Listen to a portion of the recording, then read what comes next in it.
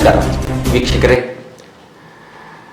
ಬಿಸಿಸಿದ್ದಿ news portal ಅರ್ಪಿಸುವ ಮಾತುಕತೆ ಕಾರ್ಯಕ್ರಮಕ್ಕೆ ತಮಗೆ ಅಭಿಮಾನದ ಸ್ವಾಗತ ಸುಸ್ವಾಗತ. ಆತ್ಮೀಯರೇ, ಬದುಕು ಜಟಕ ಬಂಡಿ ವಿಧಿಯದರ ಸಾಹೇಬ, ಅವನು ಪೇಳ್ದಂತೆ ಹೋಗುವುದು ಮದುವೆಗೋ ಮಸಣಕೋ ಪದಕುಸಿಯೇ ನೆಲೆಯುವುದು ಮಂಕುತಿಮ್ಮ ಎನ್ನುವ ಕವಿವಾಣಿಯನ್ನು ಸ್ಮರಿಸಿಕೊಳ್ಳುತ್ತಾ, ಬದುಕಿನ ದಾರಿಯಲ್ಲಿ ಹಲವತ್ತು ಸಮಸ್ಯೆಗಳು, ಪರಿಹಾರಗಳು, ಮಾದರಿಯ ನಡವಳಿಕೆಗಳ ಮೂಲಕ ಇತರರಿಗೆ ಆದರ್ಶವಾಗಿ ಬದುಕಬೇಕೆನ್ನುವ ಹಂಬಲ ಹಲವರದು. ಆ ನಿಟ್ಟಿನಲ್ಲಿ ಇವತ್ತು ನನ್ನೊಟ್ಟಿಗೆ ಮಾತುಕತೆಗೆ ಬಂದಿರುವಂಥವರು ಆಶಾಕಿರಣ ಎನ್ನುವ ಸಂಸ್ಥೆಯ ಮಾಜಿ ಅಧ್ಯಕ್ಷರು, ಹಾಲಿ ನಿರ್ದೇಶಕರು ಆದಂತಹ ರಾಜೇಶ್ವರಿ ಸಿದ್ದರಾಮ್ರವರು. ಅವರ ಒಂದಷ್ಟು ಸೇವೆಗಳನ್ನು, ಮನದಾಳದ ಮಾತುಗಳನ್ನು ನಿಮ್ಮೊಟ್ಟಿಗೆ ಹಂಚಿಕೊಳ್ಳಲಿಕ್ಕೆ ನಾನು ಕಾತರನಾಗಿದ್ದೇನೆ. ಈಗ ಅವರನ್ನು ಕಾರ್ಯಕ್ರಮಕ್ಕೆ ಅಭಿಮಾನದಿಂದ ಸ್ವಾಗತಿಸ್ತೇನೆ. ಮೇಡಮ್, ತಮಗೆ ಅಭಿಮಾನದ ಸ್ವಾಗತ. ಮೇಡಮ್, ರಾಜೇಶ್ವರಿ ಸಿದ್ದರಾಮ್ರವರು ಹುಟ್ಟಿದ್ದು ಹುಬ್ಬಳ್ಳಿ, ಹೌದು, ಮತ್ತೆ ತಮ್ಮ ವೈವಾಹಿಕ ಬದುಕಿನ ನಂತರ ಶಿಫ್ಟ್ ಆದದ್ದು ಚಿತ್ರದುರ್ಗಕ್ಕೆ.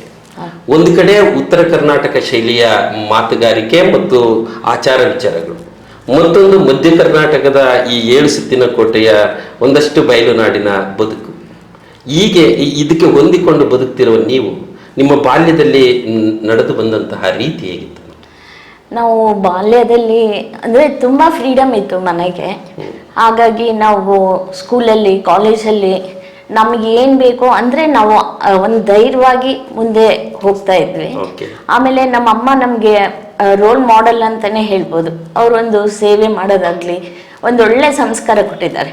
ಹಾಗಾಗಿ ಆ ಸಂಸ್ಕಾರನೇ ಇವತ್ತು ನಾನು ಅಲ್ಲಿಂದ ಇಲ್ಲಿ ಬಂದ್ರೂ ಒಂದು ಹೊಂದ್ಕೊಂಡು ಹೋಗುವಂಥ ಸ್ವಭಾವ ಇದೆ ಅಂತ ಹೇಳಿಕ್ಕೆ ಇಷ್ಟಪಡ್ತೀನಿ. ಅಂದ್ರೆ ಅಮ್ಮ ಬಾಲ್ಯದಲ್ಲಿ ಮಕ್ಕಳನ್ನ ಒಂದಷ್ಟು ಆ ಲಾಲನೆ ಪಾಲನೆ ಜೊತೆಗೆ ಸಂಸ್ಕಾರವಂತ ಕೆಲವು ಗುಣಗಳನ್ನ ಕಲಿಸಿದ್ರೆ ಅದು ಮುಂದಿನ ಪೀಳಿಗೆಗೆ ವರ್ಗಾಯಿಸ್ತದೆ ಅನ್ನೋದು ನಿಮ್ಮ ಅಭಿಪ್ರಾಯ? ಹೌದು ಸರ್. ಹಾಗಾದ್ರೆ ಬಾಲ್ಯದಲ್ಲಿ ನೀವು ವಿದ್ಯಾಭ್ಯಾಸ ಮಾಡುವಾಗ, ಅಂದ್ರೆ ಪ್ರಾಥಮಿಕ ಹಂತದಿಂದ BSc ವರೆಗೇನು ನೀವು ಬರ್ತೀರಿ, 1991ರವರೆಗೆ ನಿಮ್ಮ ವಿದ್ಯಾಭ್ಯಾಸದ ನಡಿಗೆ ನಡೀತದೆ.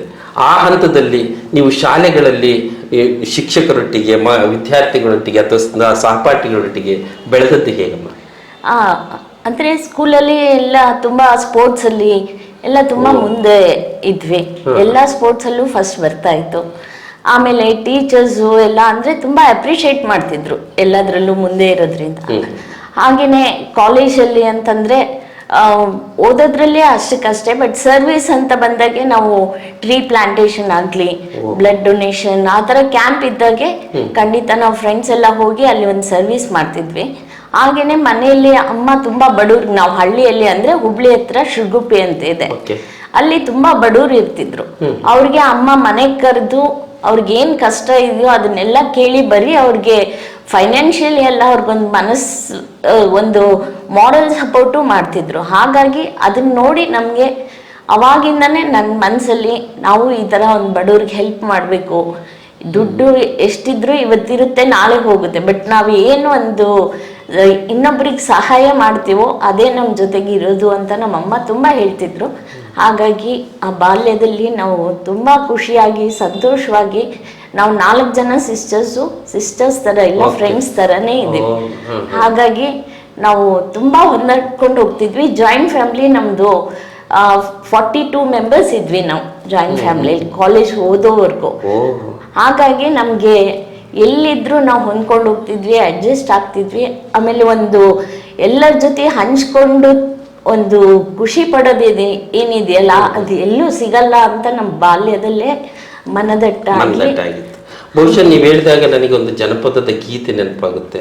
ತಂಗಿಯನ್ನ ಗಂಡನ ಮನೆಗೆ ಕಳಿಸುವಾಗ ಅಣ್ಣ ಹೇಳ್ತಾನೆ, ಒಡಿಬೇಡ ನನ್ನ ತಂಗಿ ಸಿರಿಯನ್ನ, ಅಂದ್ರೆ ತವರು ಗಂಡನ ಮನೆಗಳನ್ನ ಭೇದ ಮಾಡಬೇಡ, ನೀನು ಎಲ್ಲರೊಟ್ಟಿಗೆ ಬದುಕಾಗಿರು, ನೀನು ಸಂಸಾರದ ಒಂದು ನೊಗ ಹೊತ್ತು ಒಳ್ಳೆಯ ಸಾಮರಸ್ಯದ ಬದುಕನ್ನು ಮಾಡು ಅನ್ನುವಂಥದ್ದು. ಅದೇನೇ ಅಮ್ಮ ಹೇಳ್ತಾಳೆ, ಅತ್ತೆ ಮಾವ ಗಂಜಿ ಸುತ್ತೇಳು ನೆರೆಗಂಜಿ ಮತ್ತೆ ಆಳುವ ದೊರೆಗಂಜಿ ನನ್ನ ಮಗಳೇ ಮುತ್ತೈದೆಯಾಗಿ ಬಾಳಮ್ಮ ಅಂತೇಳಿ. ಅಂದರೆ ತಾಯಿಯ ಸಂಸ್ಕಾರವಂತ ಆಚಾರ ವಿಚಾರಗಳು ನಿಮ್ಮ ಮೇಲೆ ಅಗಾಧವಾದ ಪ್ರಭಾವವನ್ನು ಬೀರುತ್ತೆ. ಅದಾದಮೇಲೆ ನೀವು ಚಿತ್ರದುರ್ಗದ ಕಡೆಗೆ ಬರ್ತೀರಿ. ಚಿತ್ರದುರ್ಗಕ್ಕೆ ಬಂದ ಮೇಲೆಯೂ ಸಮೇತ ನಿಮ್ಮದೊಂದು ಹಾರ್ಡ್ವೇರ್ ಅಂಗಡಿ ಅಥವಾ ಶಾಪ್ ಇರುತ್ತೆ. ಆದರೆ ನೀವು ವ್ಯಾಪಾರದ ಮನೋಭಾವವನ್ನು ಇಟ್ಕೊಳ್ಳದೆ ಅದರ ಪಾಡಿಗೆ ಅದು ನಿಮ್ಮ ಯಜಮಾನರು ನೋಡ್ಕೊಳ್ತಾರೆ ಅಂತ ಬಿಟ್ಟು ನೀವು ಗೃಹಿಣಿಯಾಗಿ ಮತ್ತಷ್ಟು ನಿಮ್ಮ ಲೋಕವನ್ನು ವಿಸ್ತರಿಸ್ತೀರಿ, ಅಂದರೆ ಸೇವಾ ಲೋಕವನ್ನು. ಅದು ಹೇಗೆ ನಿಮಗೆ ಖುಷಿ ಕೊಡ್ತು? ಮದುವೆ ಆಗಿ ಬಂದಮೇಲೆ ಇಲ್ಲೂ ನಮ್ಮದು ಜಾಯಿಂಟ್ ಫ್ಯಾಮಿಲಿನೇ ಇತ್ತು ಆ್ಯಕ್ಚುಲಿ. ಇಲ್ಲೂ ನಾವು ಒಂದು 20 ಮೆಂಬರ್ಸ್ ಆ ಥರ ಇದ್ವಿ. ಇಲ್ಲೂ ಎಲ್ಲ ತುಂಬ ಮೇನ್ ನಮಗೆ ಹೆಣ್ಮಕ್ಳಿಗೆ ನಮ್ಮ ಫ್ಯಾಮಿಲಿ ಸಪೋರ್ಟ್ ತುಂಬ ಇಂಪಾರ್ಟೆಂಟು. ಅದರಲ್ಲೂ ಗಂಡನದು ಸಪೋರ್ಟ್ ತುಂಬ ಇಂಪಾರ್ಟೆಂಟ್ ಆಗುತ್ತೆ. ಅವ್ರ ಸಪೋರ್ಟ್ ಇಲ್ಲದೆ ನಾವು ಏನೂ ಮಾಡೋಕ್ಕಾಗಲ್ಲ. ಬಟ್ ನಾವು ಹೆಣ್ಮಕ್ಳು ಫಸ್ಟ್ ಯೋಚನೆ ಮಾಡೋದೇ ನಮಗೆ ಸಂಸಾರ ಬಿಟ್ಟರೆ ಬೇರೆ ಇಲ್ಲ ಅನ್ನೋ ಒಂದು ಮನೋಭಾವನೆಯಿಂದ ಗಂಡ ಮಕ್ಕಳು ಮನೆ ಅಷ್ಟೇ ಅಂತಿರ್ತೀವಿ. ಬಟ್ ಒಂದು ದೇವರು ನಮಗೆ ಹೆಣ್ಮಕ್ಳಿಗೆ ಎಷ್ಟು ಶಕ್ತಿ ಕೊಟ್ಟಿದ್ದಾನೆ ಅಂದರೆ, ಈಗ ದೇವತೆಗಳ ಫೋಟೋ ನೋಡಿದಾಗೆ ಅವ್ರಿಗೆ 7-8 ಕೈಗಳಿರ್ತವೆ. ಯಾಕಂದ್ರೆ ಹೆಣ್ಣು ಹೊರಗೆ ಒಳಗೆ ಎಲ್ಲ ಕಡೆನೂ ಸಂಭಾಳಿಸೋ ಒಂದು ಶಕ್ತಿ ಆ ದೇವ್ರು ಕೊಟ್ಟಿದ್ದೇನೆ. ಹಾಗಾಗಿ ನಾವು ಹೆಣ್ಣಾಗಿ ತುಂಬ ಹೆಮ್ಮೆ ಪಡಬೇಕು. ಆ ಶಕ್ತಿನೂ ಉಪಯೋಗಿಸ್ಕೋಬೇಕು. ಯಾವಾಗ ನಾನು ಮಾಡ್ತೀನಿ, ನನ್ನ ಟೈಮ್ ಇಲ್ಲ ಅಂತ ಅಂದ್ಕೊಂಡ್ರೆ ಟೈಮ್ ಇರಲ್ಲ. ಬಟ್ ಮಾಡ್ತೀನಿ ನಾನು ಅಂತ ಒಂದು ಸಂಕಲ್ಪ ಮಾಡಿದರೆ ಆ ಸಂಕಲ್ಪ ನಮಗೆ ಯಾವ ಫೀಲ್ಡಲ್ಲಾದರೂ ನಾವು ಏನೇ ಆದರೂ ಸಾಧಿಸ್ಬೋದು ಅಂತ ನನ್ನ ಒಂದು ಎಕ್ಸ್ಪೀರಿಯನ್ಸ್. ಅಂದರೆ ಹೆಣ್ಣು ಅಬಲೆ ಅಲ್ಲ, ಆಕೆ ಸಾಬಲೆ.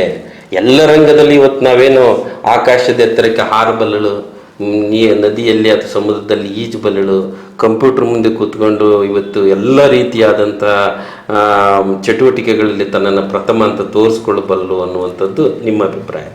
ಹಾಗಾದರೆ ಸಾಂಸಾರಿಕ ಬದುಕಿನ ಜೊತೆಗೆ ನೀವು ಈ ಸೇವಾ ಕ್ಷೇತ್ರ ಅಂತ ಆಯ್ಕೆ ಮಾಡ್ಕೊಳ್ತೀವಿ. ಒಂದು ನಿಮ್ಮ ತಾಯಿಯ ಪ್ರಭಾವ, ಮತ್ತೊಂದು ಚಿತ್ರದುರ್ಗದಲ್ಲಿ ನಿಮಗೆ ಒಡನಾಟಕ್ಕೆ ಸಿಕ್ಕಂತಹ ಹಲವು ಮಹಿಳೆಯರು ಅಥವಾ ಸಂಘ ಸಂಸ್ಥೆಗಳ ಪ್ರಭಾವ. ಈ ಸೇವೆಯನ್ನು ಮಾಡ್ತಾ ಹೊರಟಾಗ ನಿಮಗೆ ತುಂಬ ಕುಟುಂಬ ಇತ್ತು, ಕೈ ತುಂಬ ಹಣ ಇತ್ತು, ಮೈ ಮತ್ತು ಮನಸ್ಸುಗಳಿಗೆ ಮುದ ನೀಡುವಂಥ ಸಂಸಾರ ಬದುಕಿತ್ತು. ಈ ರೀತಿ ಸೇವೆ ಮಾಡಬೇಕು ಅಂತ ಅನಿಸಿದ್ದು ಯಾಕೆ? ಆ್ಯಕ್ಚುಲಿ ನಾವು ಫಸ್ಟು ಮದುವೆ ಆಗಿ ಬಂದಾಗೆ ಈ ಥರ ಸಂಘ ಸಂಸ್ಥೆ ಅಂತ ಇನ್ನೂ ಗೊತ್ತಿರಲಿಲ್ಲ, ಪರಿಚಯ ಇರಲಿಲ್ಲ ಇಲ್ಲಿ. ಬಟ್ ಏನೇ ಕಾಂಪಿಟೇಷನ್ ಆಗಲಿ ಎಲ್ಲೇ ಆಗಲಿ ಎಂಥ ಕಷ್ಟ ಇದ್ರೂ, ಮಕ್ಕಳು ಚಿಕ್ಕವರಿದ್ರೂ ಎಲ್ಲ ಕಾಂಪಿಟೇಷನ್ನಲ್ಲಿ ಭಾಗವಹಿಸ್ತಾ ಇದ್ದೆ. ನಾನು ಭಾಗವಹಿಸಿದ್ರೆ ಎಲ್ಲರೂ ಅಂತಿದ್ರು ಅವ್ರು ಐಶ್ವರ್ಯ ಇದ್ದಾಳೆ ಫಸ್ಟ್ ಪ್ರೈಸ್ ಅವಳಿಗೆ ಅಂತ ಆ ಥರ ಹೇಳ್ತಾ ಇದ್ರು. ಮತ್ತೆ ಇನ್ನರ್ ವಿಲ್ ಫಸ್ಟ್ ನಾನು ಜಾಯ್ನ್ ಆಗಿದ್ದೆ ಇನ್ನರ್ ವಿಲ್ ಅಲ್ಲಿ ನನ್ನ ಫ್ರೆಂಡ್ ವೀಣಾ ಸ್ವಾಮಿ ಅಂತ ಅವ್ರು ತುಂಬ ಫೋರ್ಸ್ ಮಾಡಿದ್ಲು, ನಿಂಗೆ ಇಲ್ಲಿ ಒಳ್ಳೊಳ್ಳೆ ಅವಕಾಶ ಸಿಗುತ್ತೆ ಸಂಸ್ಥೆಯಲ್ಲಿ ಸೇರಿದ್ರೆ ಅಂತ. ಹಾಗಾಗಿ ನಾನು ಇನ್ನರ್ ವಿಲ್ಲಲ್ಲಿ ಈಗ 10 ವರ್ಷ ಹಿಂದೆ ನಾನು ಇನ್ನರ್ ವಿಲ್ ಸೇರ್ಕೊಂಡಿದ್ದು. ಅಲ್ಲಿ ಪ್ರೆಸಿಡೆಂಟ್ ಆಗಿ ನಾನು 15 ಹ್ಯಾಪಿ ಸ್ಕೂಲ್ಸ್ ಮಾಡಿದ್ದು. ನಂಗೆ ಮೊದಲೇ ಸರ್ವಿಸ್ ಅಂದರೆ ತುಂಬ ಇಷ್ಟ ಅಲ್ಲ. ನಮಗೆ ಹ್ಯಾಪಿ ಸ್ಕೂಲ್ ಮಾಡಿದಾಗೆ ಅಲ್ಲಿ ಸ್ಕೂಲ್ಗೆ ಹೋದಾಗೆ ಮಕ್ಕಳೆಲ್ಲ ಇರ್ತಿದ್ರಲ್ಲ, ನಾವು ಏನೇ ಒಂದಲ್ಲಿ ಸರ್ವಿಸ್ ಕೊಟ್ಟಾಗೆ ಮಕ್ಕಳು ಇಷ್ಟು ಖುಷಿ ಪಡ್ತಿದ್ರು ಅಂದರೆ, ನಾವು ಕಾರ್ ಹತ್ತುವರೆಗೂ ಬಂದು ಮೇಡಮ್ ಬಾಯ್ ಅಂತ ಹೇಳ್ತಿದ್ರು. ಅವ್ರ ಕಣ್ಣಲ್ಲಿ ಆ ಸಂತೋಷ ನೋಡಿ ನನಗೆ ಇನ್ನೂ ಜಾಸ್ತಿ ಹುಮ್ಮಸ್ ಬಂತು. ನಾ ಇನ್ನೂ ಸರ್ವಿಸ್ ಕೊಡಬೇಕು. ಒಂದು ಆ ಇನ್ನರ್ ವಿಲ್ಲಿಂದ ನನಗೆ ಇನ್ನೂ ಜಾಸ್ತಿ ಅವಕಾಶಗಳು ಸಿಕ್ತು. ಸೊ 15 ಹ್ಯಾಪಿ ಸ್ಕೂಲ್ ಅಂದರೆ ನಾವು ಬರೀ ಅಲ್ಲಿ ಏನೋ ಸ್ವಲ್ಪ ಮಾಡಿ ಬರೋದಲ್ಲ, ಒಂದೊಂದು ಸ್ಕೂಲಿಗೆ ನಾವು 2-2 ಲಕ್ಷ ಖರ್ಚು ಮಾಡ್ತಿದ್ವಿ. ಅಂದರೆ ಫಂಡ್ಸು ನಾವು ತುಂಬ ಎಕ್ಸ್ಪೆಕ್ಟ್ ಮಾಡ್ತಿರ್ಲಿಲ್ಲ. ಯಾರನ್ನಾದ್ರೂ ಸ್ಪಾನ್ಸರ್ ಕೇಳ್ತಿದ್ವಿ, ಇಲ್ಲ ಅಂದರೂ ನಾನು ಕೈಯಿಂದ ಹಾಕಿ ನಮ್ಮ ಮನೆಯವರು ಅದಕ್ಕೆ ತುಂಬ ಸಪೋರ್ಟಿವ್ ಆಗಿದ್ರು. ಹಾಗಾಗಿ ಅದು ಒಂದು ರೆಕಾರ್ಡ್ ಬ್ರೇಕ್ ಅಂತಾನೆ ಹೇಳ್ಬೋದು. ಇನ್ನರ್ ಮಿಲ್ಲಲ್ಲಿ ನಮ್ಗೆ ಅಟ್ಲೀಸ್ಟ್ 1 or 2 ಅಂತ ಕೊಟ್ಟಿರ್ತಾರೆ. ಬಟ್ ನಾವು ನನ್ನ ಪೀರಿಯಡಲ್ಲಿ ವೀಣಾ ಸ್ವಾಮಿ ಗವರ್ನರ್ ಆಗಿದ್ರು, ನಾನು ಇದು ಆದಾಗೆ 15 ಹ್ಯಾಪಿ ಸ್ಕೂಲ್ ಮಾಡಿದ್ವಿ. ತುಂಬ ಒಳ್ಳೊಳ್ಳೆ ಪ್ರಾಜೆಕ್ಟ್ಸ್ ಅದು. ಆ್ಯಕ್ಚುಲಿ ನಾವು ಇಲ್ಲೇ ಸ್ಕೂಲಲ್ಲಿ ಮಾಡ್ತಾ ಇರಲಿಲ್ಲ. ತುಂಬ ಇಂಟೀರಿಯರ್ ಹಳ್ಳಿಗಳಿಗೆ ಹೋಗಿ ಅಲ್ಲಿ ಅವರಿಗೆ ವಾಟರ್ ಫಿಲ್ಟ್ರು, ವಾಶ್ರೂಮ್ಸ್ ತುಂಬ ಕಷ್ಟ ಇತ್ತು ಹೆಣ್ಮಕ್ಳಿಗೆ, ಮತ್ತೆ ಹ್ಯಾಂಡ್ ವಾಶು, ಆಮೇಲೆ ಬೆಂಚಸ್ಸು, ಬುಕ್ ರ್ಯಾಕ್ಸು, ಆ ಥರ ನಾವೆಲ್ಲ ಹುಡುಕಿ ಅವ್ರಿಗೆಲ್ಲ ಹ್ಯಾಪಿ ಸ್ಕೂಲ್ ಆ ಥರ 15 ಹ್ಯಾಪಿ ಸ್ಕೂಲ್ ಮಾಡಿದ್ವಿ. ಆಮೇಲೆ ಒಂದೊಂದು ಸ್ಕೂಲಲ್ಲೂ ನಾವು ಹೋದಾಗೆ ಅವ್ರಿಗೆ ಇಷ್ಟು ನಮಗೆ ಎಲ್ಲ ರಂಗೋಲಿ ಹಾಕಿ ಡ್ರಮ್ ಬಾರ್ಸಿ ಒಂಥರ ಅವ್ರಿಗೆ ಏನೋ ನಾವು ದೇವ್ರು ಅಂದರೆ ಹಳ್ಳಿಯಲ್ಲಿ ಅಷ್ಟು ಶುದ್ಧವಾದ ಮನಸ್ಸಿರುತ್ತೆ. ಅವ್ರಿಗೊಂದು ಪ್ರೀತಿ ತೋರಿಸೋದು. ನಾವು ಅದೇ ಸಿಟಿ ಸ್ಕೂಲಲ್ಲಿ ಹೋದಾಗೆ ಅವ್ರು ಸುಮ್ಮನೆ ಮೇಡಮ್ ನಮಸ್ಕಾರ, ಗುಡ್ ಆಫ್ಟರ್ನೂನ್ ಆ ಥರ ಹೇಳಿದ್ರು. ಬಟ್ ಹಳ್ಳಿಯಲ್ಲಿ ತುಂಬ ಖುಷಿ ಪಡ್ತಿದ್ರು. ಈಗಲೂ ಅಷ್ಟೇ ಹಳ್ಳಿಯವರು ನಮ್ಗೆ ಎಷ್ಟು ಒಂದು ಪ್ರೀತಿ ವಿಶ್ವಾಸ ಇರುತ್ತೆ. ಆಮೇಲೆ ಮಾಡಿದ್ದನ್ನು ಅವರು ಉಪಯೋಗಿಸ್ಕೊಂತಿದ್ದಾರೆ. ಅದನ್ನು ಕೆಟ್ಟು ಹೋಗುವಂಗೆ ಬಿಡೋದು. ಅದಕ್ಕೆ ಹಳ್ಳಿ ಜನ ಒಳ್ಳೆ ಜನ ಅಂತ ಗಾದೆ ಉಟ್ಕೊಂಡು ಹಾಗಾಗಿ ನಾವು ಹಳ್ಳಿ ಸ್ಕೂಲನ್ನೇ ಇಂಟೀರಿಯರ್ ಸ್ಕೂಲ್ಸ್ ಅನ್ನು ಹುಡುಕಿ 15 ಸ್ಕೂಲು ನಾವು ಮಾಡಿದ್ವಿ. ಅದನ್ನ ನೋಡ್ಬಿಟ್ಟು ನಂಗೆ ತುಂಬ ಫೋರ್ಸ್ ಮಾಡಿದ್ರು. ರೋಟ್ರಿಯಲ್ಲಿ ನೆಕ್ಸ್ಟ್ ಪ್ರೆಸಿಡೆಂಟ್ ಆಗಕ್ಕೆ. Okay. ನಾನು ರೋಟರಿ ಮೆಂಬರು ಇರಲಿಲ್ಲ, ಬಟ್ ತುಂಬಾ ಫೋರ್ಸ್ ಮಾಡಿದ್ರು, ನಿಮ್ಗೆ ಕೆಪೇಬಲ್ ಇದ್ದೀರಾ, ನೀವು ಪ್ರೆಸಿಡೆಂಟ್. ಒಬ್ರು ಯಾರೋ ಒಂದು 3-4 ಇಯರ್ಸ್ ಜಯಶ್ರೀ ಶಾ ಅಂತ ಅವ್ರು ಪ್ರೆಸಿಡೆಂಟ್ ಆಗಿದ್ರು. ನೆಕ್ಸ್ಟ್ ನಾನು ಲೇಡೀಸ್ ಇರಲಿಲ್ಲ ಅಲ್ಲಿ. ಸೊ ನೀವು ಆಗ್ಲೇಬೇಕು ಅಂತ ನಂಗೆ ತುಂಬಾ ಫೋರ್ಸ್ ಮಾಡಿದ್ರು. ಸೊ ಹಾಗಾಗಿ ರೋಟರಿಯಲ್ಲೂ ಪ್ರೆಸಿಡೆಂಟ್ ಆದಾಗೆ ತುಂಬಾ ಒಳ್ಳೊಳ್ಳೆ ಪ್ರಾಜೆಕ್ಟ್ಸ್ ಮಾಡಿದೆ, ನಂಗೆ ತುಂಬಾ ಸಪೋರ್ಟ್ ಮಾಡಿದ್ರು. ಮತ್ತೆ ಯಾವ ಸಂಘ ಸಂಸ್ಥೆ ಜೊತೆ ಇದ್ರಮ್ಮ? ರೋಟರಿ ಮತ್ತೆ ವಾಸವಿನಲ್ಲಿ ಇದ್ರಿ? Vasavi last year Vasavi club president ಆಗಿದ್ದೆ. ಮತ್ತೆ ಆಶಾ ಕಿರಣ ಅದು ಮಾಡಿದ್ದು. ಮತ್ತೆ ರೆಡ್ ಕ್ರಾಸ್ ಅಲ್ಲಿ ಇದು ತಗೊಂಡಿದ್ದು. ಮತ್ತೆ ಮಹಿಳಾ ಸಂಘ ಅಲ್ಲಿ ಇದ್ದೀನಿ. ಅಂದ್ರೆ ನಿಮ್ಗೆ ಬಹುಶಃ ನನ್ಗನ್ಸುತ್ತೆ ನಿಮ್ಮ ಮನೆಯವರು ಹೋದ್ರು ಹೋಗ್ಲಿ ಬಿಡಪ್ಪ, ಏನಾರ ಮಾಡ್ಕೊಂಡು ಹೋಗ್ಲಿ ಅಂತ ಕೈ ಬಿಟ್ರ, ಇಲ್ಲ ಇದು ನಾನು ಒಂದ್ ಕಡೆ ವ್ಯಾಪಾರದ ಮೂಲಕ ಒಂದಷ್ಟು ಸಂಪಾದನೆ ಮಾಡ್ತೇನೆ, ಆ ಸಂಪಾದನೆಗೆ ಒಂದು ಅರ್ಥ ಬರಬೇಕು ಅಂದ್ರೆ ಸೇವೆ ಮೂಲಕ ನೀನೊಂದಷ್ಟು ಸೇವೆ ಮಾಡೋಂತ ಬಿಟ್ಟಿದ್ದ ಕಾರಣಕ್ಕೆ ನೀವಿಷ್ಟೆಲ್ಲ ಕೆಲಸ. ಅಂದ್ರೆ ಅವ್ರಿಗೆ ಮಾಡಕ್ ಆಗಲ್ಲ, ಹೊರ್ಗಡೆ ಬಂದು ಬಿಸಿ ಇರ್ತಾರೆ. ಸೊ ಅದಕ್ಕೆ ನನ್ನ ಹೆಂಡತಿ ಆದ್ರೂ ಒಂದು ಒಳ್ಳೆ ಕೆಲಸ ಮಾಡ್ತಿದ್ದಾಳೆ, ದೇವ್ರು ಎಲ್ಲ ಕೊಟ್ಟಿದ್ದಾನೆ ನಮ್ಗೆ, ಅದನ್ನ ಒಂದು ಒಳ್ಳೆ ರೀತಿಯಲ್ಲಿ ಅವ್ರು ಖುಷಿ ಪಟ್ಟು ಮಾಡ್ತಿದ್ದಾಳೆ ಅಂತ ಅವ್ರು ತುಂಬಾ ಸಪೋರ್ಟ್ ಮಾಡಿದ್ರು. ಯಾವ್ದಕ್ಕೂ ಅವ್ರು ಫೈನಾನ್ಷಿಯಲಿ ಆಗ್ಲಿ, ನಾವು ಹೊರಗಡೆ ಹೋಗಕ್ಕೆ, ಯಾಕಂದ್ರೆ ನಾವು ಸರ್ವಿಸ್ ಮಾಡಬೇಕು ಅಂದ್ರೆ ಮನೆ ಬಿಟ್ಟು ಹೋಗ್ಲೇಬೇಕಾಗುತ್ತೆ. ಅವ್ರು ಅಡ್ಜಸ್ಟ್ ಆದ್ರೆ ಮಾತ್ರನೇ ನಾವು ಮಾಡಕ್ ಆಗೋದು. ಮಕ್ಕಳು ಆಗಲಿ, ಅವರು ಆಗಲಿ, ನಮ್ಮ ಅತ್ತೆ ಆಗಲಿ ತುಂಬ ಸಪೋರ್ಟಿವ್ ಆಗಿದ್ರು. ಹಾಗಾಗಿ ನಾನು ಇಲ್ಲಿವರೆಗೂ ನನ್ನ ಜರ್ನಿ ಇಷ್ಟು ತುಂಬ ಚೆನ್ನಾಗಿ, ಈಗಲೂ ನನಗೆ ಹೇಳ್ತಾ ಇರ್ತಾರೆ ನೀವು ಇಲ್ಲಿ ಬನ್ನಿ ಈ ಪೋಸ್ಟ್ ತಗೊಳ್ಳಿ ಅಂತ. ಬಟ್ ಇವಾಗ ಮೊಮ್ಮಗ ಇರೋದ್ರಿಂದ ಸ್ವಲ್ಪ ಅವನ ಜೊತೆ ಟೈಮ್ ಸ್ಪೆಂಡ್ ಮಾಡೋಣ ಅಂತ ಸ್ವಲ್ಪ ಅಂದರೂ ಕೊಟ್ಟಿದ್ದಾರೆ. ಪೋಸ್ಟ್ ಜೆಡ್ಸಿ ಆಗಿದ್ದೀನಿ ನಾನೀಗ ವಾಸವಿ ಕ್ಲಬಲ್ಲಿ ಜೋನಲ್ ಚೇರ್ಮನ್ ಅಂತ. ಈಗ ನಿಮ್ಮ ಒಲವು ಈ ತರದ ಸೇವೆಗಳನ್ನು ಮಾಡ್ತಾ ವಿದ್ಯಾಭ್ಯಾಸದ ಕಡೆ ಅಂದ್ರೆ ಬಾಲ್ಯದಲ್ಲಿ ವಿದ್ಯಾರ್ಥಿಗಳಿಗೆ ಒಂದಷ್ಟು ಸಪೋರ್ಟ್ ಮಾಡಬೇಕು ಅನ್ನೋಕ್ಕೆ ವಾಲುತ್ತೆ. ಅದರ ಜೊತೆಗೆ ಆ ವಿದ್ಯಾರ್ಥಿಗಳಿಗಾಗಿಯೇ ಸ್ಥಾಪಿಸಲ್ಪಟ್ಟಂತ ಆಶಾ ಕಿರಣ ಸಂಸ್ಥೆಯನ್ನ ಮುನ್ನಡೆಸ್ಕೊಂಡು ಹೋಗ್ತೀರಿ, ಅಲ್ಲಿ ಅಧ್ಯಕ್ಷರಾಗಿರ್ತೀರಿ. ಆ ಸಂದರ್ಭ ನಿಮ್ಗೆ ಎಷ್ಟು ಮುದ ಕೊಡ್ತಮ್ಮ? ಅದೇ ಹೇಳಿ, ತುಂಬಾ ಖುಷಿ ಕೊಡ್ತಾ. ಆಕ್ಚುಲಿ ಆ ಮಕ್ಕಳ ಜೊತೆ ಇದ್ದಾಗೆ ನಾವು ಮಕ್ಕಳಾಗೇ ಇರ್ತೀವಿ. ಅವರು ಒಂದು ಇನ್ನೋಸೆಂಟು, ಓದಬೇಕು ಅನ್ನೋ ಛಲ, ಇನ್ನೂ ಇಂಟ್ರೆಸ್ಟು, ಬಟ್ ಫೈನಾನ್ಷಿಯಲಿ ಅವ್ರಿಗೆ ತುಂಬ ವೀಕ್ ಇರ್ತಾರೆ. ಅವಾಗ ನಮ್ಗೇನು ಅನಿಸುತ್ತೆ, ನೋಡಪ್ಪ ಇಷ್ಟಿದೆ ನಮ್ಮ ಹತ್ರ, ಒಂದು ಮಗು ಮುಂದೆ ಹೋಗಿ ಅದ್ರ ಅವ್ಳ ಕಾಲ ಮೇಲೆ ಅವ್ರು ನಿಂತ್ಕೊಂಡ್ರೆ ಎಷ್ಟು ಖುಷಿ ಆಗುತ್ತೆ ಅನ್ನೋ ಆ ಹುಮ್ಮಸ್ಸೆ ನಂಗೆ ಇನ್ನೂ ಮಾಡಬೇಕು ಅಂತ, ಎಸ್ಪೆಷಲಿ ಮಕ್ಳಿಗೆ ಮಾಡಬೇಕು ಅಂತ ತುಂಬ ಖುಷಿ. ಇವಾಗಲಾದರೂ ನಮ್ಮ ಮನೆ ಕೇಳ್ಕೊಂಡು ಬರ್ತಿರ್ತಾರೆ, ಮೇಡಮ್ ನಮ್ಮ ಸ್ಕೂಲಿಗೆ ಫೀಸ್ ಕೊಡಿ ಅಂತ. ಆಯ್ತು ಅಂತ ನಾವು ಹಂಗೆ ಕೊಡ್ತಾ ಇರ್ತೀವಿ, ವರ್ಷಕ್ಕೆ 1-2-3 ಆ ತರ ಎಲ್ಲ. ಆಮೇಲೆ ರೆಗ್ಯುಲರ್ ಆಗು ಕೊಡ್ತಾ ಇದೀವಿ 1-3-4 ಜನ. ಈಗ ಇವತ್ತಿನ ಸರ್ಕಾರದ ಸಿಸ್ಟಮ್ ಒಂದ್ ಕಡೆ ಖಾಸಗಿ ಸಂಸ್ಥೆಗಳ ಶಿಕ್ಷಣ ವ್ಯವಸ್ಥೆ, ನೀವು ನೋಡಿದ ಹಳ್ಳಿ ಮತ್ತು ಪಟ್ಟಣದ ವ್ಯವಸ್ಥೆ, ಇವೆಲ್ಲ ನೋಡಿದ ಮೇಲೆ ಒಂದು ಜನಸಾಮಾನ್ಯವಾದ ಪ್ರತಿಭಾವಂತ ಮತ್ತು ಆರ್ಥಿಕವಾಗಿ ಸಬಲರಲ್ಲದ ಮಕ್ಕಳಿಗೆ ಇನ್ನು ಯಾವ ರೀತಿಯಲ್ಲಿ ಸಮಾಜ ಸ್ಪಂದಿಸಬೇಕು ಅಂತ ಅನ್ಸುತ್ತೆ? ಮೇನ್ ಅವ್ರಿಗೆ ಫೈನಾನ್ಷಿಯಲಿ ಮತ್ತೆ ಒಂದು ಮಾರಲ್ ಸಪೋರ್ಟ್ ಬೇಕು. ಅವ್ರಿಗೆ ಮಾರಲ್ ಸಪೋರ್ಟ್ ತುಂಬಾ ಅಂದ್ರೆ ತುಂಬಾ ಮುಖ್ಯ ಆಗಿರುತ್ತೆ. ಯಾಕಂದ್ರೆ ಅವ್ರ ಫ್ಯಾಮಿಲಿಯಲ್ಲೂ ಪೇರೆಂಟ್ಸ್ ಸಪೋರ್ಟ್ ಇರಲ್ಲ. ಆಮೇಲೆ ಫೈನಾನ್ಷಿಯಲಿ ವೀಕ್ ಇರೋದ್ರಿಂದ ಅವರಲ್ಲಿ ಒಂದು ತುಂಬಾ ಛಲ ಇರುತ್ತೆ, ಒಂದು ಟ್ಯಾಲೆಂಟ್ ಇರುತ್ತೆ, ಮುಂದೆ ಬರಬೇಕು ಮಾಡಬೇಕು ಅಂತ ಭಾಳ ಇರುತ್ತೆ. ನಾ ತುಂಬಾ ಜನ ನೋಡಿದ್ದೀನಿ, ಅವರು ಅಳ್ತಾರೆ, ಮೇಡಮ್ ನಮ್ಗೆ ಓದಕ್ಕಾಗಲ್ಲ ಅಂತ. ಅವಾಗ ತುಂಬಾ ಅನ್ಸುತ್ತೆ. ಸೊ ಅದಕ್ಕೆ ಆಮೇಲೆ ಈಗ ಹೆಣ್ಮಕ್ಳು ತುಂಬಾ ಕೆಲಸ ಇಲ್ಲ ಅಂತ ನಾನು ಕೇಳ್ಕೊಂಡು ಬರ್ತಾರೆ ಎಷ್ಟೊಂದು ಜನ. ಸೊ ಅದಕ್ಕೆ ನಾ ಈಗ ವುಮೆನ್ ಎಂಪವರ್ಮೆಂಟ್ ಅಂತ ರೋಟರಿಯಲ್ಲಿ ಬರುತ್ತೆ.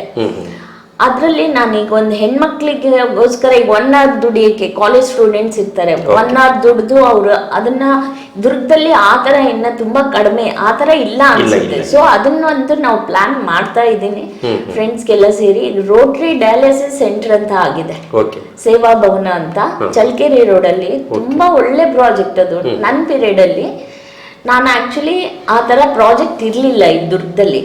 ಸೊ ನಾವು ಹೊಸಪೇಟು ಮತ್ತೆ ಶಿವಮೊಗ್ಗ ಎಲ್ಲ ರೋಟರಿ ನೋಡಿದಾಗೆ ಅವರು ಬ್ಲಡ್ ಬ್ಯಾಂಕು, ಈ ತರ ಡಯಾಲಿಸಿಸ್ ಸೆಂಟರ್ ತುಂಬಾ ಮಾಡಿದ್ದಾರೆ ಅಲ್ಲಿ. ಸೊ ನಮ್ ಗ್ಲೋಬಲ್ ಗ್ರಾಂಟ್ ಇಂದ 30 lakhs ಕೊಡ್ತಾರೆ ರೋಟರಿ ಅವರು. ನಾವು ಫೀಸು ಅದೆಲ್ಲ ಕೊಟ್ಟಿರ್ತೇವಲ್ವಾ, ಅದರಿಂದ ನಮ್ಗೆ ಪ್ರಾಜೆಕ್ಟ್ ಕರೆಕ್ಟ್ ಆಗಿದ್ರೆ 30 lakhs ಕೊಡ್ತಾರೆ. ಸೊ ನಾವು 1 year ನನ್ನ ಡ್ರೀಮ್ ಇದ್ದಿದ್ದು ಏನೋ ಒಂದು ರೋಟರಿ ಪರ್ಮನೆಂಟ್ ಪ್ರಾಜೆಕ್ಟ್ ಮಾಡಬೇಕು ಅಂತ ತುಂಬಾ ಅದಕ್ಕೆ ರಿಸರ್ಚ್ ಹಾಕಿ ಎಲ್ಲ ಮಾಡಿದ್ವಿ. ಸೊ ಅವಾಗ ಒಂದು ಜಾಗ ತಗೊಂಡ್ವಿ. ಎಲ್ಲ ರೋಟೇರಿಯನ್ಸ್ ನಂಗೆ ತುಂಬಾ ಹೆಲ್ಪ್ ಮಾಡಿದ್ರು ಅಲ್ಲಿ ಇರೋರೆಲ್ಲ ಜೈನ್ಸ್. ಸೊ ಈ CA ಸೈಟ್ ಏನೋ ಗೌರ್ಮೆಂಟ್ ಇಂದ ಆ ಸೈಟ್ ಒಂದು ತಗೊಂಡ್ವಿ. ಈಗ ಲಾಸ್ಟ್ ಇಯರ್ನ ಓಪನ್ ಮಾಡಿದೀವಿ. ರೋಟರಿ ಡಯಾಲಿಸಿಸ್ ಸೆಂಟರ್ ಎಷ್ಟು ಯೂನಿಟ್ ಇದಾವಮ್ಮ ಅಲ್ಲಿ? ಅಲ್ಲಿ 9 ಪ್ಲಸ್ 10 10 10 ಈಗ ಒಬ್ಬ ಡಯಾಲಿಸಿಸ್ಗೆ ಒಳಪಡುವಂತ ರೋಗಿ ಆರ್ಥಿಕವಾಗಿ ಹಣ ಕಟ್ಟಿ ಮಾಡದೇ ಇರುವಂತವರಿಗೆ ಸೇವೆ ಮಾಡ್ತಾ ಹೊರಟಿದ್ದೀರಿ. ಬಟ್ ಅದು ಬಹಳಷ್ಟು ಜನರಿಗೆ ಗೊತ್ತಿರೋದಿಲ್ಲ. ಒಂದು ವೇಳೆ ಗೊತ್ತಾಯ್ತು ಅಂತಾದ್ರೆ ಅವನು ಹೇಗೆ ಯಾರನ್ನು ಸಂಪರ್ಕ ಮಾಡಬೇಕು? ಸೊ ರೋಟ್ರಿ ಇದೆ ಅವ್ರಿಗೆ ಸಂಪರ್ಕ ಅಂದ್ರೆ ನಾವು ಅದರ ಆಡ್ ಎಲ್ಲ ಕೊಟ್ಟಿದ್ದೀವಿ ಇವಾಗ. ಸೊ 1 ವರ್ಷ ಆಯ್ತು ಓಪನಿಂಗ್ ಆಗಿ 2000 ಮೆಂಬರ್ಸ್ ಅದ್ರ ಉಪಯೋಗ ತಗೊಂಡಿದ್ದಾರೆ ಇವಾಗ. ಸೊ ಬಸವೇಶ್ವರ ಹಾಸ್ಪಿಟಲ್ ಅಲ್ಲಿ ಕಡಿಮೆ ಇದು ಜಾಸ್ತಿ ಇರುತ್ತೆ ದುಡ್ಡು. ಇಲ್ಲಿ ನಾವು 1400ಗೆ ನಾವು ತುಂಬಾ ಕಡಿಮೆ ಇದರಲ್ಲಿ ನಮ್ ಪ್ರಾಫಿಟ್ ಇಟ್ಕೊಳ್ಳಿಲ್ದನೆ ನಾವು ಮಾಡ್ತಾ ಇದೀವಿ ಆಕ್ಚುಲಿ ಅದನ್ನ. ಇನ್ನ ತುಂಬಾ ಬಡವರು ಇದ್ದವರು ಆಗೋದೇ ಇಲ್ಲ ಅಂದವ್ರಿಗೆ ಆತರ ಅವರು ಪ್ಯಾನ್ ಕಾರ್ಡ್ ಅದೆಲ್ಲ ತಗೊಂಡ್ಬಂದ್ರೆ ನಾವು ಸರ್ವೆ ಮಾಡಿ ಅದನ್ನ ನಾವು ಫ್ರೀ ಆಗಿ ಸತ್ಯ ಅನ್ಸಿದ್ರೆ ಅವರು ಪೂರ್ತಿ ಬಡವ ಇದ್ದಾನೆ ಅವ್ರಿಗೆ ಫ್ರೀ ಆಗಿ ಡಯಾಲಿಸಿಸ್ ಮಾಡ್ತೀವಿ. ಅದ್ರ ಸ್ಪಾನ್ಸರ್ ಬಂದ್ಬಿಟ್ಟು ಮೈನ್ಸ್ ಅವರು ಕೊಡ್ತಾರೆ. ಮತ್ತೆ ನಮ್ಮ ಮೆಂಬರ್ಸ್ ಅವ್ರ ಬರ್ಡೇ ಆನಿವರ್ಸರಿಗೆ ಇದ್ದಾಗೆ 10 ಜನಕ್ಕೆ 5 ಜನಕ್ಕೆ ಆತರ ತುಂಬಾ ಜನ ಮೆಂಬರ್ಸು ಕೊಡ್ತಾರೆ ಫ್ರೀ ಸರ್ವಿಸ್. ಅದನ್ನೆಲ್ಲ ನಾವು ಫ್ರೀ ಆಗಿ ಡಯಾಲಿಸಿಸ್ ಅದು ತುಂಬಾ ಅಂದ್ರೆ ತುಂಬಾ ಒಳ್ಳೆ ಪ್ರಾಜೆಕ್ಟ್ ಚಿತ್ರದುರ್ಗಲ್ಲಿ. ಹಾಗೇನೆ ಅಲ್ಲಿ ಫಿಸಿಯೋಥೆರಪಿನೇ ಇದೆ. ನಾವು ಬರೀ ಫಿಸಿಯೋಥೆರಪಿ 50 ರೂಪೀಸ್ ಅಷ್ಟೇ ತಗೊಳ್ಳೋದಲ್ಲಿ. ತುಂಬಾ ಎಕ್ವಿಪ್ಮೆಂಟ್ಸ್ ಇದಾವೆ. ಬೇರೆ ಕಡೆ ಆದ್ರೆ 300-400 ಚಾರ್ಜ್ ಮಾಡ್ತಾರೆ. ಸೊ ಇದೆಲ್ಲ ನಾವು ರೊಟೇರಿಯನ್ಸೇ ಕೈಯಿಂದ ದುಡ್ಡು ಹಾಕಿ ಇದೆಲ್ಲ ಅದು ಇಂತಿಷ್ಟು ಕಾಲಮಿತಿ ಒಳಗಂತ ಇರುತ್ತೋ ಅಥವಾ 24x7 ಇರುತ್ತೋ? ಇಲ್ಲ, ಅದು ಟೈಮಿಂಗ್ಸ್ ಇರುತ್ತೆ. ಸಾಯಂಕಾಲ 6 ವರೆಗೂ ಏನೋ ಬೆಳಿಗ್ಗೆಯಿಂದ ಸಂಜೆವರೆಗೂ ಬೆಳಿಗ್ಗೆ 10 to 6 ಆ ತರದಲ್ಲಿ ಅಂತದೇನಾದ್ರೂ ಅವಶ್ಯಕತೆ ಇರುವಂತವ್ರು ಅದನ್ನ ಸದ್ಬಳಕೆ ಮಾಡ್ಕೊಳ್ತಾರೆ ಖಂಡಿತ.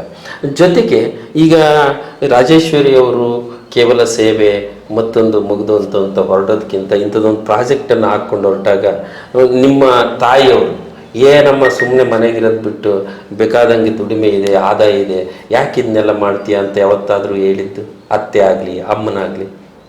ಇಲ್ಲ, ಯಾರು ಆ ಥರ ಹೇಳಿಲ್ಲ. ಅಮ್ಮನೂ ನಮ್ಮ ಅತ್ತೆಮಾರು ಅಷ್ಟೇ ತುಂಬಾ ಒಳ್ಳೆ ಕೆಲಸ ಮಾಡ್ತಾರೆ. ಅವರು ತುಂಬಾ ಖುಷಿ ಪಡ್ತಿದ್ರು.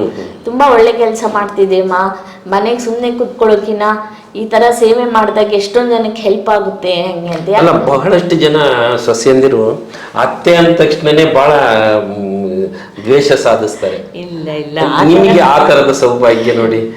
ಎಷ್ಟು ಈಗ ಉದಾಹರಣೆಗೆ ತಾಯಿಯ ಸ್ಥಾನದಲ್ಲಿ ನಿಂತ ಅತ್ತೆ ನೋಡಿದಾಗ ಅಥವಾ ಅತ್ತೆ ಸ್ಥಾನದಲ್ಲಿ ನಿಂತು ತಾಯಿ ಮಗಳಾದಾಗ ಈ ತರದ ಒಂದು ಕಾಂಬಿನೇಷನ್ ಬಹಳ ಅಪರೂಪ ಅಲ್ವಾ?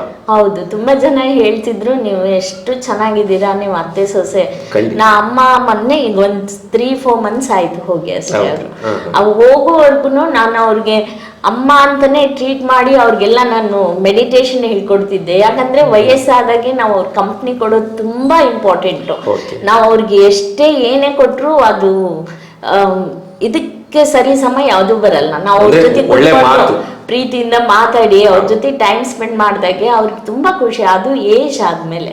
ಹಾಗಾಗಿ ನನಗೆ ಅತ್ತೆ ತಾಯಿ ತರನೇ ಅವರು ನನ್ನ ಮಗಳ ತರನೇ ನೋಡ್ತಿದ್ದು, ನಾನು ಅವ್ರ ತಾಯಿ ತರನೇ ನೋಡ್ತೀನಿ. ಖಂಡಿತ ಇದೊಂದು ಒಳ್ಳೆಯ ಉದಾಹರಣೆಗೂ ಆಗುತ್ತೆ. ಯಾಕೆ ಅಂತ ಹೇಳಿದ್ರೆ ನಮ್ಗೆ ಏನೆಲ್ಲ ಇರ್ಬೋದು, ಆದ್ರೆ ಆತ್ಮೀಯತೆ, ಮಧುರ ಬಾಂಧವ್ಯ, ತಾಯಿ ಮಕ್ಕಳ ಪ್ರೀತಿ ಇಲ್ಲ ಅಂತ ಹೇಳಿದ್ರೆ ಮಲಗಿದ್ರು ಏನೋ ಚಿಂತೆ, ಮತ್ತೆ ಎದ್ರು ಅದೇ ಚಿಂತೆಗಳ ಮಧ್ಯೆ ಆ ಚಿಂತೆ ಸಂತೆಯಲ್ಲಿ ಆರೋಗ್ಯನೂ ಕೆಡುತ್ತೆ, ಸಂಬಂಧಗಳು ಕೆಡ್ತವೆ. ಇಂಥ ದಿನಮಾನಗಳಲ್ಲಿ ಬಹುಶಃ ಈ ರೀತಿಯಲ್ಲಿ ಹೊಂದಾಣಿಕೆಯಿಂದ ಹೋಗ್ಕೊಂತ ಗೃಹಿಣಿಯರನ್ನು ಕಾಣೋದು ಬಹಳ ಅಪರೂಪ.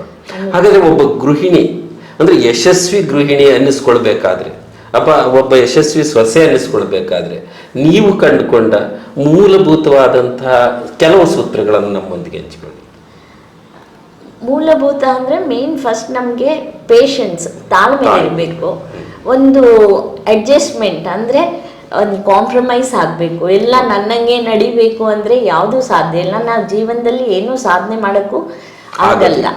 ಆಮೇಲೆ ಪಾಸಿಟಿವ್ ಥಿಂಕಿಂಗ್ ನಂದು ತುಂಬಾ ಎಲ್ಲರೂ ಹೇಳ್ತಿರ್ತಾರೆ, ಪಾಸಿಟಿವ್ ಥಿಂಕಿಂಗ್. ಯಾವತ್ತೂ ಏನೇ ಬರ್ಲಿ ನಾನು ಅದನ್ನ ಆಕ್ಸೆಪ್ಟ್ ಮಾಡಿ ಅದ್ರಲ್ಲಿ ಏನ್ ಪಾಸಿಟಿವ್ ಇದೆಯೋ ಅದನ್ನ ಹುಡ್ಕೊಂಡು ಹೋಗ್ತೀನಿ. ಇಲ್ಲ ಅಂದ್ರೆ ದೇವರು 10 ಪಾಸಿಟಿವ್ ಕೊಟ್ಟು 1 ನೆಗೆಟಿವ್ ಕೊಟ್ಟಿರ್ತಾನೆ. ಲೇಡೀಸ್ ಎಸ್ಪೆಷಲಿ ಮಾಡೋದೇ ಅದನ್ನೇ. ಸೊ ನಾವು ಲೇಡೀಸ್ ಕೇಳಕ್ಕೆ ಇಷ್ಟಪಡೋದು ನೆಗೆಟಿವ್ ಏನಿದೆಯೋ ಅದನ್ನ ನೆಗ್ಲೆಕ್ಟ್ ಮಾಡಿ ಪಾಸಿಟಿವ್ ಏನಿದೆಯೋ ಅದನ್ನ ನೋಡ್ತಾ ಹೋದಂಗೆ ನಮ್ಮಲ್ಲಿ ಒಂದು ಎನರ್ಜಿ ತುಂಬಾ ಜಾಸ್ತಿ ಆಗುತ್ತೆ. ಹಾಗಾಗಿ ನಾವು ಅದನ್ನ ಪಾಲಿಸ್ಬೇಕು. ಒಂದು ಕಾಂಪ್ರಮೈಸ್ ಆಗೋದು, ಮತ್ತೆ ಒಂದು ತಾಳ್ಮೆ, ಮತ್ತೆ ಪಾಸಿಟಿವ್ ಆಗಿರೋದು, ಮತ್ತೆ ಜೀವನದಲ್ಲಿ ನಾವು ಏನಾದ್ರೂ ಒಂದು ಹಾಬಿ ತರ, ಅಂದ್ರೆ ಈಗ ಮೆಡಿಟೇಷನ್ ಕಂಪಲ್ಸರಿ ಅಂತ ನನ್ನ ಪ್ರಕಾರ. ಈ ಮೆಡಿಟೇಷನ್ನೇ ನನ್ನ ಇಲ್ಲಿವರೆಗೂ ಒಂದು ಕರ್ಕೊಂಡ್ ಬಂದಿದೆ ಅಂತ ಹೇಳಕ್ಕೆ ಇಷ್ಟಪಡ್ತೇನೆ. ಅಂದ್ರೆ ಏನೆಲ್ಲ ಸಾಂಸಾರಿಕ ಬದುಕಿನಲ್ಲಿ ಜಂಜಾಟದ ಮಧ್ಯದಲ್ಲಿ ಈ ಸಮಾಜ ಸಂಬಂಧಗಳ ತಿಕ್ಕಾಟದಲ್ಲಿ ಒಂದಷ್ಟು ಸಣ್ಣ ಪುಟ್ಟ ಸಮಸ್ಯೆಗಳು ಬರ್ತವೆ. ಬಹುಶಃ ನೀವು ಹೇಳಿದ ಹಾಗೆ ಒಂದು ತಾಳ್ಮೆ, ಮತ್ತೊಂದು ಹೊಂದಾಣಿಕೆ, ಮೂರನೇದು ಯಾವುದಾದ್ರೂ ಒಂದು ಹವ್ಯಾಸದಲ್ಲಿ ತೊಡಸ್ಕೊಳ್ಳೋದು, ನಾಲ್ಕನೇದು ಈ ಧ್ಯಾನ, ಯೋಗ, ಪ್ರಾರ್ಥನೆ, ಭಕ್ತಿ ಇವುಗಳಲ್ಲಿ ತೊಡಸ್ಕೊಂಡ್ರೆ ಬಹುಶಃ ನೆಮ್ಮದಿ ಸಿಗುತ್ತೆ, ಒಂದಷ್ಟು ಪರಿಹಾರ ತಾನಾಗಿ ಬರುತ್ತೆ, ನಮ್ಮನ್ನೆಲ್ಲರೂ ಹತ್ರಕ್ಕೆ ಕರೀತಾರೆ, ಸಂಸಾರ ಸುಖವಾಗುತ್ತೆ ಅನ್ನೋದು ನಿಮ್ಮ ಕಳಕಳಿ. ಹಾಗಾಗಿ ನನ್ನ ಕೊನೆ ಪ್ರಶ್ನೆ ಅಂತ ಹೇಳಿದ್ರೆ, ಈ ಅತ್ತೆ ಮತ್ತು ಸೊಸೆಯರ ಮಧ್ಯೆ ಒಂದಷ್ಟು ಏಜ್ ಗ್ಯಾಪ್ ಇರುತ್ತೆ, ಅಭಿರುಚಿಯ ಗ್ಯಾಪ್ ಇರುತ್ತೆ, ಮತ್ತೇನೇನೋ ಎತ್ತರ, ಹೊಂದಾಣಿಕೆ ಇತ್ಯಾದಿ. ಅವುಗಳನ್ನು ಈ ಹೊತ್ತಿನ ಕಲಿತಂಥ ಹೆಣ್ಣು ಮಕ್ಕಳು ಅಥವಾ ನಾಗರಿಕ ಸಮಾಜದ ಅಕ್ಷರಸ್ಥ ಹೆಣ್ಣು ಮಕ್ಕಳು ಹೇಗೆ ಸಂಸಾರಕ್ಕೆ ಅಥವಾ ಅತ್ತೆಯೊಂದಿಗೆ ಹೊಂದ್ಕೊಂಡೋದ್ರೆ ಇನ್ನೂ ಸುಗಮವಾಗಿ ಇರ್ಬೋದು? ಅದೇ ಅಂದ್ರೆ ಕಾಲ ಬಂದಂಗೆ ನಾವು ಹೆಂಗ್ ಕಾಲ ಇರುತ್ತೋ ಅದ್ರ ತಕ್ಕಂಗೆ ನಾವು ಮೈಂಡ್ ಸೆಟ್ ಮಾಡ್ಕೋಬೇಕು. ಮೊದ್ಲು ಹೆಂಗಿದ್ದೋ ಹಂಗೆ ಇರ್ಬೇಕು ಅಂತನೂ ಹೇಳಕ್ಕಾಗಲ್ಲ. ಸೊ ಈಗ ದೊಡ್ಡವ್ರು ಏನ್ ಹೇಳ್ತಾರೆ, ಅವರು ಒಂದು ಬೌಂಡ್ರೀಸ್ ಹಾಕೊಂಡಿರ್ತಾರೆ. ಸೊ ನಾವು ಅದನ್ನ ತಿಳ್ಕೊಂಡು, ಓ ಇವ್ರಿಗೆ ಹಿಂಗಿದ್ರೆ ಇಷ್ಟ ಆಯ್ತು ಅಂತ ಹೇಳಿ ಅವ್ರಿಗೆ ಹೆಂಗ್ ಬೇಕೋ ಸ್ವಲ್ಪ ಅಡ್ಜಸ್ಟ್ ಆಗಿ ನಿಧಾನಕ್ಕೆ ನಮ್ಗೆ ಹೆಂಗ್ ಬೇಕೋ ಅದನ್ನ ಅವ್ರಿಗೆ ಸೂಕ್ಷ್ಮವಾಗಿ ತಿಳಿಸಿ ನಾವು ಮಾಡ್ದಾಗೆ. ಇಲ್ಲ ಅಂದ್ರೆ ಅಯ್ಯಪ್ಪ ಏನಪ್ಪ ಇವ್ರು ಹಿಂಗ್ ಮಾಡ್ತಾರೆ ಅಂದ್ರೆ ಅದು ಇನ್ನೂ ಜಾಸ್ತಿ ಆಗುತ್ತೆ. ಸಂಘರ್ಷ ಬೇಡ, ಹೊಂದಾಣಿಕೆ ಇರ್ಬೇಕು ಅಂತ. ಈಗ ನನ್ಗೂ ಸೊಸೆ ಬಂದಿದ್ದಾಳೆ, ಬಟ್ ಅದು ಎಷ್ಟು ಬಾಂಡಿಂಗ್ ಎಷ್ಟು ಚೆನ್ನಾಗಿರುತ್ತೆ ಅಂದ್ರೆ ನಾವು ಯಾವಾಗ ಹೊಂದಾಡ್ಕೊಂಡು ಒಂದು ತಾಳ್ಮೆಯಿಂದ ಇರ್ತೀವೋ ಅವಾಗ ಖಂಡಿತ, ಈಗ ನಾನು ಅವ್ರಿಗೂ ಏನನ್ನಿದ್ರೆ ಸೂಕ್ಷ್ಮವಾಗಿ ಹೇಳ್ತೀನಿ, ಆವಾಗ ಅವರು ಅರ್ಥ ಮಾಡ್ಕೊಂತಾರೆ. ಎಲ್ಲ ಯಾವುದೇ ಕಾಲದಲ್ಲಾದ್ರೂ ಇದನ್ನ ನಡೀತಾ ಬಂದ್ರೆ ನಮ್ಮ ಬಾಂಧವ್ಯ ತುಂಬಾ ಚೆನ್ನಾಗಿರುತ್ತೆ ಅಂತ ಹೇಳಕ್ಕೆ ಇಷ್ಟ. ಆಮೇಲೆ ಕಂಪ್ಲೇಂಟ್ಸ್, ಈಗ ಇನ್ನೊಬ್ಬರ ಮೇಲೆ ಕಂಪ್ಲೇಂಟ್ಸ್ ಹೇಳ್ತಾ ಇದ್ರೆ ಇನ್ನೂ ಜಾಸ್ತಿ ಆಗುತ್ತೆ ಹೊರತು ಯಾವುದು ಕಡಿಮೆ ಆಗಲ್ಲ. ಹಾಗಾಗಿ ನಾವು ಹೊಂದಾಡ್ಕೊಂಡು ಹೋದ್ರೇನೆ ಅದು ಸುಖ ಸಂಸಾರ. ಮೇಡಮ್, ಇವತ್ತು ನಿಮ್ಮ ಜೊತೆ ಮಾತನಾಡ್ತಾ ಮತ್ತಷ್ಟು ಹೆಚ್ಚು ವಿಚಾರಗಳನ್ನು ಹಂಚ್ಕೊಳ್ಬೇಕಂತಿದ್ರೆ ಸಮಯದ ಮಿತಿ ಇದೆ. ಹಾಗಾಗಿ ಹೆಣ್ಣೊಂದು ಕಲಿತರೆ ಶಾಲೆಯೊಂದು ತೆರೆದಂತೆ ಅನ್ನುವ ಒಂದು ವಾಕ್ಯ ಏನಿದೆ, ಬಹುಶಃ ನಿಮ್ಮಂತಹ ಹೆಣ್ಣು ಮಕ್ಕಳ ಕಾರಣಕ್ಕಾಗಿ ಆ ಥರದ ಮಾತುಗಳು ಬಂದಿದ್ದಾವೆ ಅಂತ ಭಾವಿಸ್ತೇನೆ. ನಿಮ್ಮ ಕಲಿವಿನ ಮಿತಿ, ನಿಮ್ಮ ಹೊಂದಾಣಿಕೆಯ ಬದುಕು, ನಿಮ್ಮಲ್ಲಿರುವಂತಹ ಸೇವಾ ಮನೋಭಾವ ಮತ್ತು ಸಾಂಸಾರಿಕ ಬದುಕನ್ನು ಒಂದು ಸರಿಯಾದ ದಿಕ್ಕಿನಲ್ಲಿ ಕೊಂಡೊಯ್ಯಬೇಕು ಅನ್ನುವಂಥ ಹಂಬಲ, ನಿಮ್ಮ ಮನೆಯವರ ಸಹಕಾರ ಇವೆಲ್ಲವೂ ಮತ್ತಷ್ಟು ಹೆಚ್ಚಾಗಿ ಸಿಗ್ತಾ ಹೋಗಲಿ. ನಿಮ್ಮಲ್ಲಿ ನಿಮ್ಮ ಸಮಾಜ ಸೇವೆಗೆ ತಕ್ಕಂತಹ ಪ್ರೋತ್ಸಾಹಗಳು, ಸ್ಥಾನಮಾನಗಳು ಸಿಗಲಿ ಅಂತೇಳಿ ನಮ್ಮ ಬಿಸುದ್ದಿ ವಾಹಿನಿಯ ಬಳಗದ ಪರವಾಗಿ ನಿಮಗೆ ಹೃದಯಪೂರ್ವಕ ವಂದನೆ, ಅಭಿನಂದನೆಗಳು. ಧನ್ಯವಾದಗಳು ಸರ್. ಆತ್ಮೀಯ ವೀಕ್ಷಕರೇ, ನೋಡಿದ್ರಲ್ಲ, ರಾಜೇಶ್ವರಿ ಸಿದ್ದರಾಮ್ ಮೇಡಮ್ ಒಬ್ಬರು ಗೃಹಿಣಿ ಆಗಿರದೆ ಒಬ್ಬ ಸೇವಾ ಮನೋಭಾವವುಳ್ಳಂಥ ಹೃದಯ ವೈಶಾಲ್ಯದ ಹೆಣ್ಣು ಮಗಳಾಗಿ ಬದುಕಂದ್ರೆ ಹೀಗೆ, ಹೊಂದಾಣಿಕೆ ಅಂದರೆ ಹೀಗೆ, ಸಂಸಾರದ ನಗು ಹೊತ್ತು ಸಾಗುವ ನಾವುಗಳು ಸಂಸಾರದ ಸುಖ ದುಃಖಗಳಿಗೆ ಸ್ಪಂದಿಸೋಣ, ಧನಾತ್ಮಕವಾಗಿ ಚಿಂತಿಸೋಣ ಅನ್ನುವ ಅರ್ಥಪೂರ್ಣ ಮಾತುಗಳನ್ನು ಹೇಳಿದ್ದಾರೆ. ಈ ನಿಟ್ಟಿನಲ್ಲಿ ನಾವು ನೀವು ಚಿಂತಿತರಾಗೋಣ, ಮುನ್ನಡೆಯೋಣ ಅಂತ ಹೇಳ್ತಾ ಮುಂದಿನ ವಾರ ಮತ್ತೊಬ್ಬ ಅತಿಥಿಯೊಂದಿಗೆ ಭೇಟಿ ಆಗ್ತೀನಿ. ಅಲ್ಲಿಯವರೆಗೂ